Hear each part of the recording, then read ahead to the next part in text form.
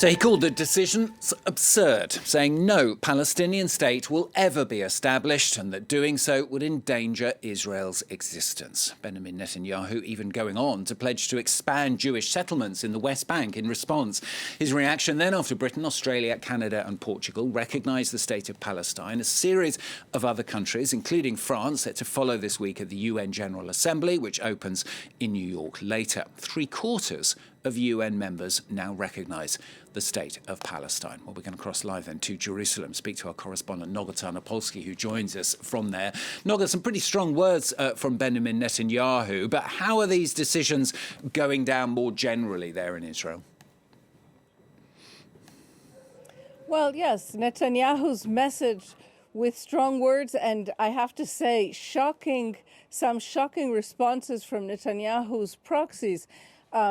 His crony, who is the political appointee and the Israeli ambassador to the United States, Ambassador Leiter, tweeted, apparently with the assent of the Prime Minister, comparing British Prime Minister Keir Starmer to Neville Chamberlain, saying he has made new alliances with the new Nazis, nothing less than that. So the responses in Israel have been quite extreme, but not necessarily among the Israeli citizens, who I think are much more confused than incensed by what's happening.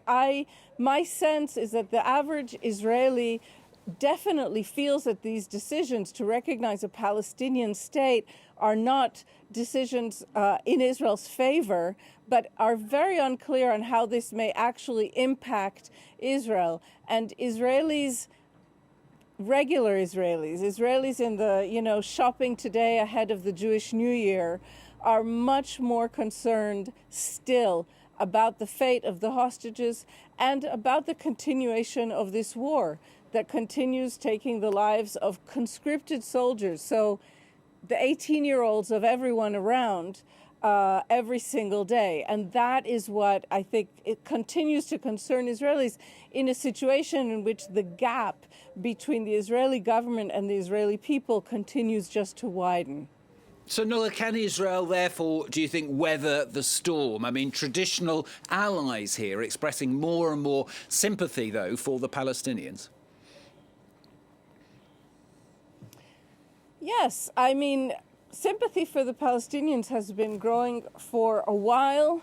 I think after hitting a kind of a nadir after October 7th, though, this was always also a bit detached from your average Palestinian who had nothing to do with the terror attacks of October 7th. This was the work of Hamas, and a terrorist group. Nonetheless, I think certainly in the past year and a half, sympathy for Palestinians has been ascendant. And Prime Minister Netanyahu appears to have taken the extremely risky decision, risky for his nation, to simply separate Israel from the rest of the world, to have Israel, a small country of just 10 million people, in a very dangerous neighborhood, to have his country go it alone. He gave a remarkable, dark speech just a few days ago in which he described that the world is being divided into two blocks and that Israel belongs to neither. He told Israelis will have to go it alone, that the economy will have to turn inwards into a closed market autarky. It was a very extreme speech. It crashed the Israeli markets. And that speech, even a number of days later, continues to cast a pall over most Israelis. That speech, I think, at least as much as these decisions across the ocean to recognize a Palestinian state, have really cast a dark cloud over Israelis. Noga, thanks very much. Noga Tarnopolsky, our correspondent, joining us live there from Jerusalem.